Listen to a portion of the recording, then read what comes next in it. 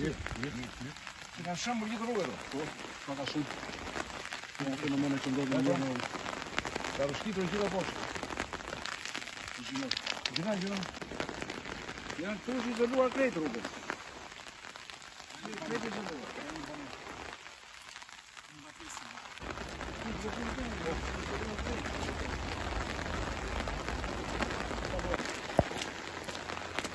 Si jeni? Mirë, si duke? Si kalua.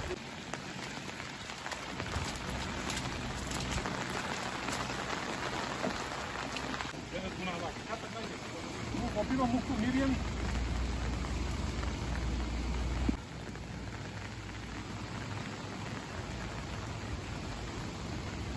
Hajde, S'kan bjellë. Aso të menduar fare. Kjo që ndodhi në Gjirokastër, dje, sot, që vazhdon të ndodhi, është padyshim një pakësi e paranimuar.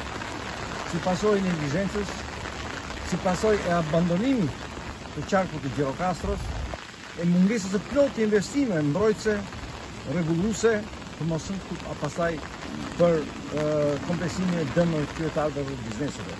Ka ndodhur dëme të mëdha në Gjirokastër, në Memaliaj, në Dropu, në Këlqyr, në Përmet, në zonat të Tepelenës, të cilët vinë si pasojë një neglizhencë të thellë të gjatë që mbulon të qark në drejtimin të kujdesit, qoftë për mbrojtjen e territorit, qoftë për mbrojtjen ndaj fatkeqësive. Një kërkesë që ne kemi bërë në dhjetor për të vendosur në buxhet 20 milion euro për qarkun e Gjirokastrës, pikërisht për të ristrukturuar, rikonstruktuar, përmirësuar strukturat mbrojtëse në rast të tilla fatkeqësive, nuk u miratuar nga kjo rilindje. Pasojë është kjo e sotme. Me dëme të mëdha materiale, në rrugë të bllokuar. Këtu jemi në një vend ku bllokohen 4 lagje të Gjirokastës, nga kjo shëmbë e madhe dhe që kemi. Poshtë në tetat mesatori, kemi dymbje, mbushjen me inerte dhe absolutisht dëme të mëdha në bizneset lokale. Në Memaliaj kemi gjithashtu dëme të konsiderueshme.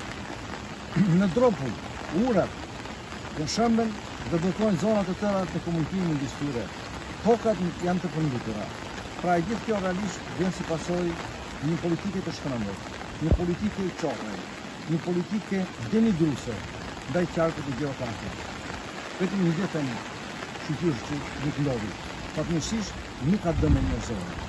Dhe kjo është në faj, në saj të kujdesit të njerëzve për jetën e tyre, për vetën e tyre, që të përshajt ato strukturave, ato ishin ineficiente, inefikase dhe vazhdojnë të tilla se këto nuk kanë të mbuluara në atë farë në financime e nevojshme që duhet të mbulohen.